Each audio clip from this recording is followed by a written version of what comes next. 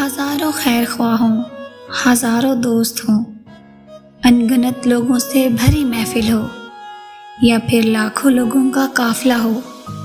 زندگی کے کچھ مرحلے انسان کو تنہا ہی اللہ کے ساتھ طے کرنے پڑتے ہیں، اور جب ہم ان مراحل سے گزر رہے ہوتے ہیں تو قدموں کی آہٹ اتنی خاموش ہوتی ہے کہ ساتھ بیٹھے ہوئے شخص کو بھی اس کا علم نہیں ہوتا۔ ہم سب ہی اپنے اندر ایسی بہت ساری چیزوں سے لڑ رہے ہوتے ہیں جس کا ذکر ہم کسی اور سے تو دور کی بات خود کے ساتھ بھی نہیں کر سکتے، لیکن اللہ سب جانتا ہے جو ہم کہتے ہیں اور جو نہیں کہہ پاتے۔